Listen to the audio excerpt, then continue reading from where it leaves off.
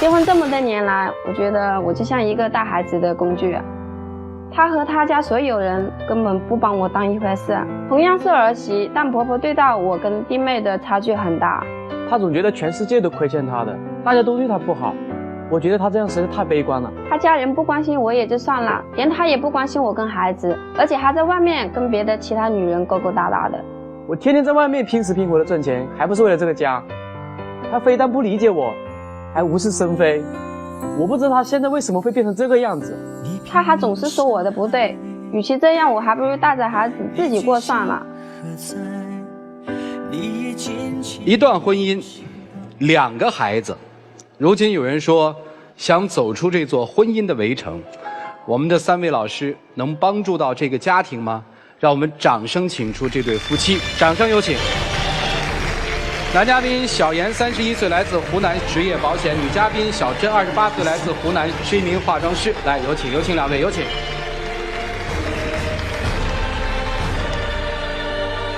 欢迎2位哈，跟过去站在这个舞台上的嘉宾不一样，2位是婚姻中的夫妻，对吧？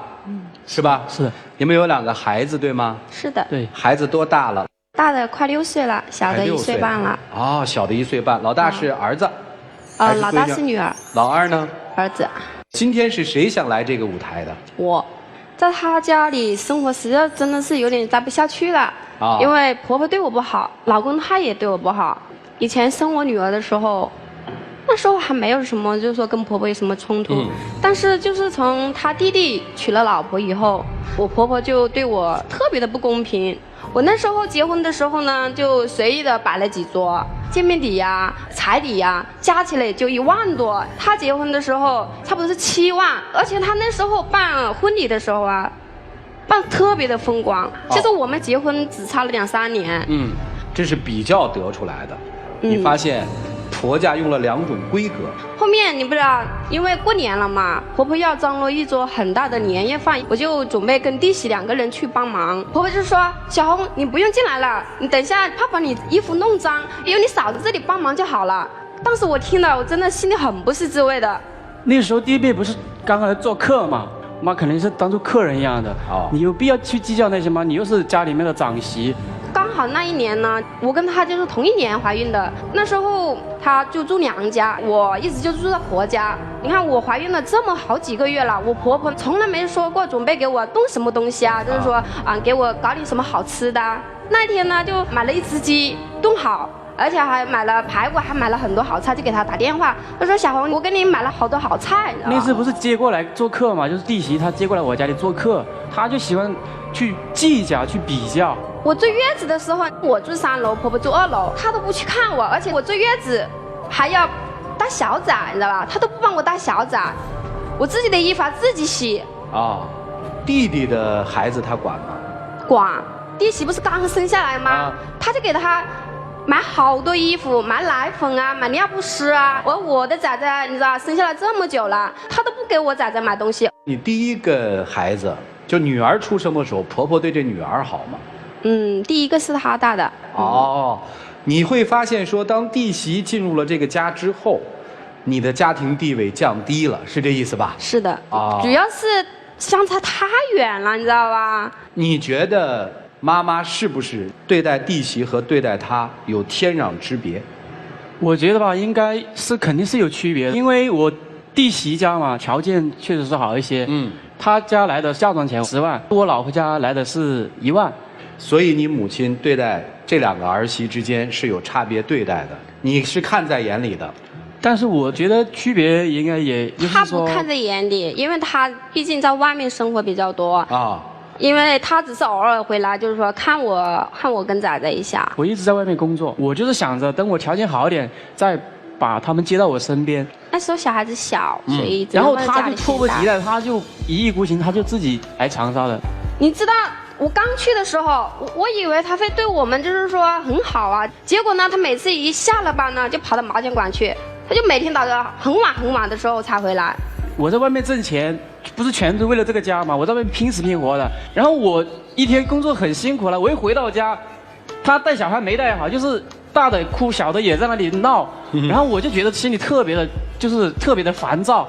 所以躲了出去，是吧？对。那后面他生日的时候，我就在家里准备了一大桌子饭菜，我就打电话给他，结果呢打不通，到了12点喝得醉醺醺的回来，我问他，我说你干嘛去了？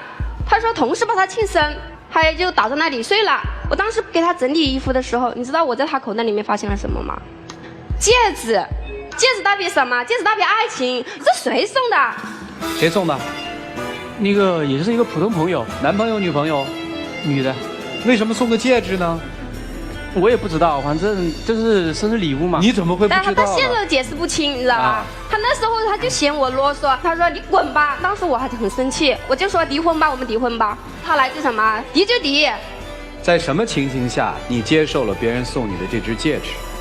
就是那天过生日那天嘛，就一个同事他送了，当时我可能也没有拆，他说你这个等你回去再拆啊。结果到底是同事还是朋友？这是有区别的。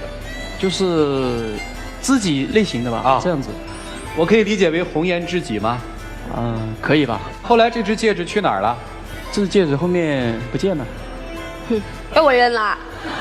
你扔了？最好的处理方式应该是让他拿去退掉。我被扔了，对吧？我当时很生气。你这扔了就说不清楚了。哎，他到底为什么送你戒指？我没搞清楚。反正他一直就没有解释清楚。我也不清楚，因为我去问他，我说你为什么送我戒指？他说这是他自己的一个心意吧，他也没说。一个巴掌拍不响，你肯定跟他有什么？我觉得。我相信出现了这么一件事情之后，妻子在心里一定是有阴影了，觉得丈夫可能在外面有些什么了。我那天就看他在玩手机吧，我就把他手机一抢过来，他心里可紧张了，我就发现他手机里面一天有10几通电话，而且就这一个号码，一打就是1个小时。我们因为是属于闪婚，认识3个月，打了3个月电话，我们就结婚了。跟他打电话的时候，我们从来没有说超过1个小时，而且也没有超过40多分钟了。这1个多小时也太长了。我最近跟他聊天啊，聊不到10句，我们就吵得起来。对呀。最近一次，我陪女儿在楼上睡觉嘛，我看她一直都没上来，因为我们下面是一个店铺，我们就住楼上租的嘛，我就看她一直没上来，我就轻轻的下去了。轻轻的下去。对。哎呀，你用词太准确了啊！你知道吗？我轻轻的下去以后，我看她在厕所很小声、很温柔的打电话，我一气之下就把那个门给踹了，我就把她手机抢过来，我说你是谁啊？我说你为什么老是11点钟了还给她打电话？你知道她怎么回的吗？那女的，她说原来你就是那只母老虎啊！我当时真的是崩溃了，你知道吧？普通朋友会说这句话吗？因为这个是我业务上非常一个重要的客户，因为他在我手里面买了很多保险嘛，然后他那天刚好他生意上就是亏了很多钱，我肯定就是说我想安慰一下他，我也还指着他给我介绍更多客户。你说过他是只母老虎吗？这个说过。那你肯定说过嘛？你不说过，人家是不会这么说的嘛。你看他什么话都跟那个女的说。这个女客户就是那个一打10几个电话，一个电话打1个小时那个吗？不是，这只是另外一个客户。客户全部都是些女的，是吧？他做保险，为什么没男的呢？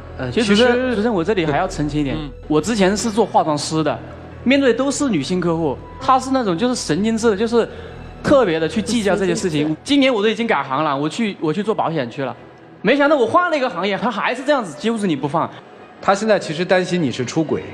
其实我真的没有，他真的是想的太多了。其实我根本就不想去离婚，因为我觉得你说的一点都不坦然，好吧？因为我觉得我们已经有2个孩子了。每次我在别人面前说的话，其实我还是挺自豪的，因为我经常在网上看到有一张照片嘛，就是1儿1女1生1世1夫1妻嘛。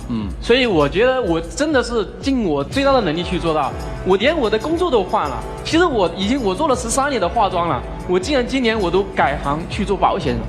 我觉得我真的是，我也不知道怎么去挽留他。妻子现在比较担心的其实是2个，冷漠是一个表面现象，其实最担心的是你背叛了他，你到底在婚内有没有对不起他？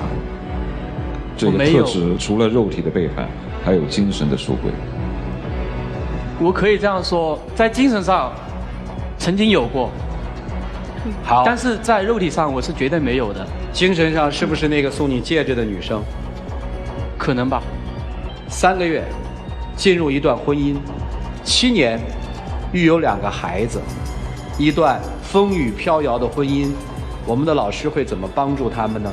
一起进入丘比特问卷。我先问一下男生哦，刚刚你妻子在说，电话里边那个女人说你就是那头母老虎的时候，所有人都在笑，你也在笑。我的第一个天然的反应是，天哪，这个男人根本不尊重他的老婆。因为对于母老虎这3个字，如果夫妻之间调侃的话，会觉得很有甜蜜感。因为老公戏称老婆是，你看你是母老虎；老婆戏称老公是，你看你这个趴耳朵，这是四川常有的话。但是一个外人就对着你的妻子说，你就是那头母老虎啊！我能理解你妻子那会儿的愤怒和不满，他不尊重你的妻子。那同样反向可以理解成，你可能在外面你也不太尊重你的妻子，你可能爱这个家，但是你爱这个家的表现并不是真的对这个家好。你可以做好一个职场男性，但是你没有办法做好一个在家里边当2个孩子的父亲。我前天的时候看到曲老师的微信里边，他发了一条微信，我送儿子去学英语，我正好在这个地方办公，就是一边要陪伴孩子去做孩子必须要做的学业，但同样也不能丢了自己的工作。所以你如果做好了承担一个爸爸、承担一个丈夫、承担一个全家人的主心骨的职责的话，你可能不会那么觉得烦了。同样回过头来，对于妻子来讲也是一样的。当你的弟媳进到你们家庭的时候，你认为婆婆把她的爱分享出去了，的确就是该分享。因为婆婆有2个孩子，她势必要把爱分享给2个人。你刚才跟我们讲，你说我婆婆对我不够好，我婆婆不照顾我，但是我们听到另外一个版本是，最开始你的第1个孩子是由你婆婆带大的，而并不是由你带大的。如果你说第1个孩子婆婆都不管的话，我们有可能说你这婆婆太偏心了。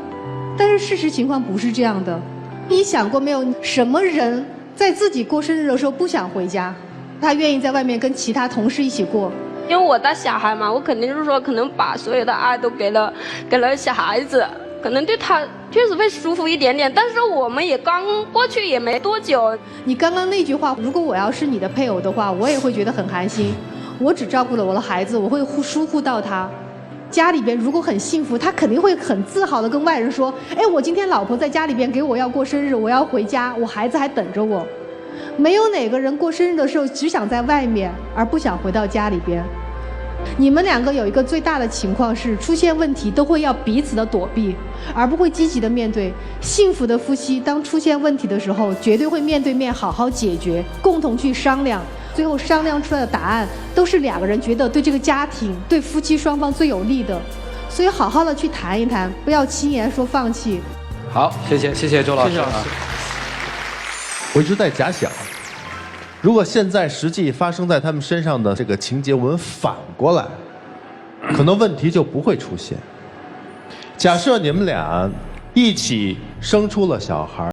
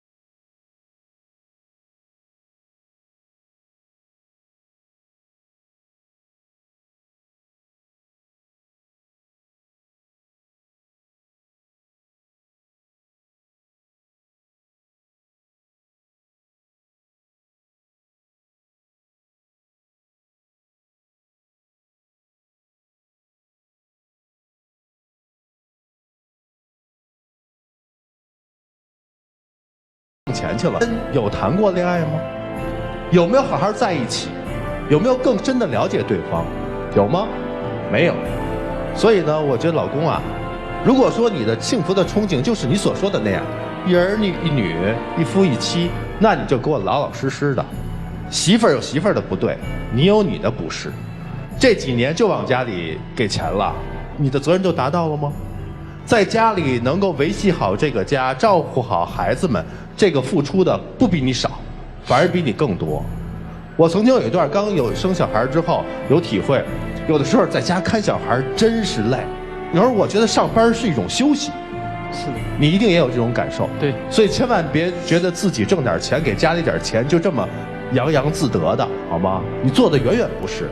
所以如果你真是想达到你心目中的那种幸福的场面，就给我把心收回来。家里的矛盾什么都好办，都不是原则性的问题，关键是你们之间的感情还有没有，好吗？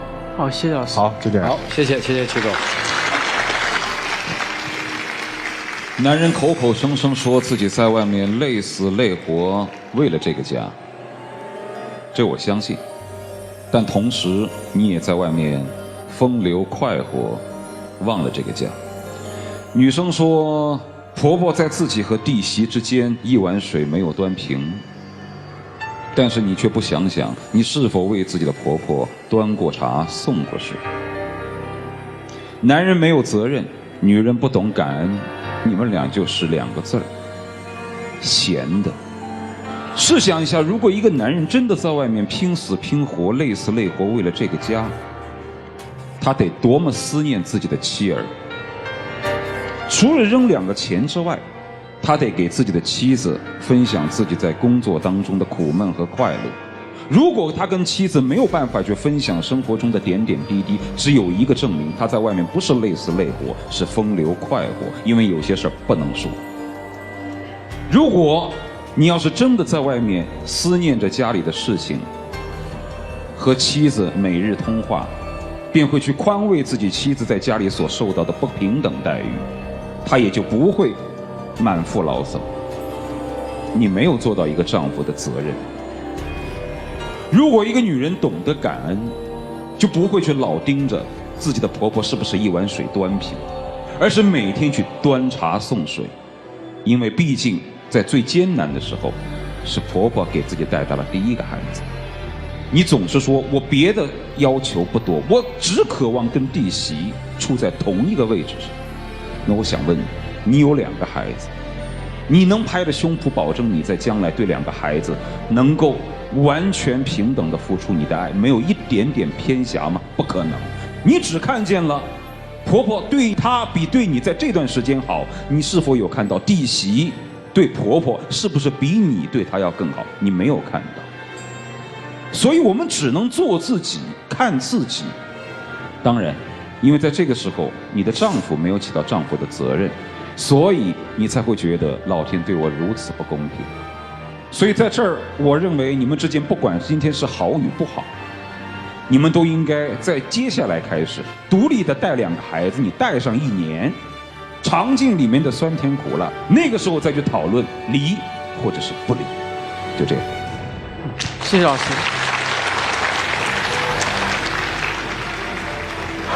肯定特委屈吧？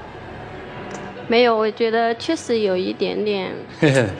说的这也确实有一点点是我确实做的有点不对了，对婆媳这关系。但是我觉得老公这方面的话，我觉得还是看得出来你委屈。男生啊，他怎么对你不是你出去花的理由和借口。老师们说的特别对，把孩子带在身边的时候，好好的去享受一下生活的磨难。你今天绝对不会站这儿矫情，你也没时间再去弄戒指了。生活有的时候需要累一点。接下来时间留给他们夫妻吧，一起进入黄金60秒。老婆，我记得我第一次见到你的时候，我就特别喜欢你的眼睛。我觉得你的眼睛就是特别的清澈，特别的善良。我不想因为这一点小事情我们就此分开。今天来到这个节目，我觉得我自己也学到很多东西。我想以后我会应该懂得怎么样去做一个好老公、好父亲。老婆，我爱你。其实我第一眼的时候，其实我就很喜欢你了，不然的话也不会说打3个月电话就会嫁给你，你知道吧？只是你最近做的是，确实对我很不够关心。或者想想吧，我觉得，好了，回去吧啊！生活里没有过不去的坎儿。谢谢两位，请回，请回。来，请关门。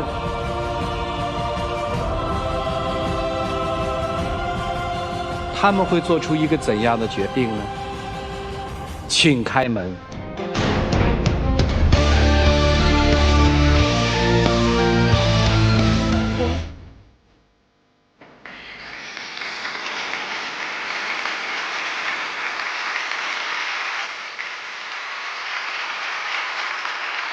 好，接下来有请我们的小花童，有请。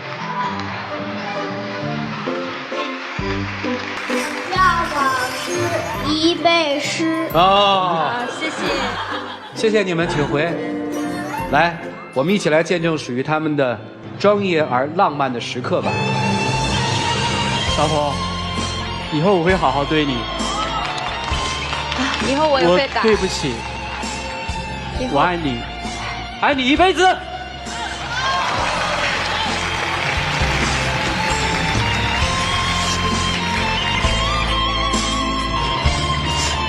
你说你喜欢这花瓣吗？喜欢。我结婚的时候都没这么浪漫过。你看，你看，这你弟媳没法跟你比吧？回家跟婆婆说声对不起，好吗？好。祝你们幸福。来，请回吧，请回，请回。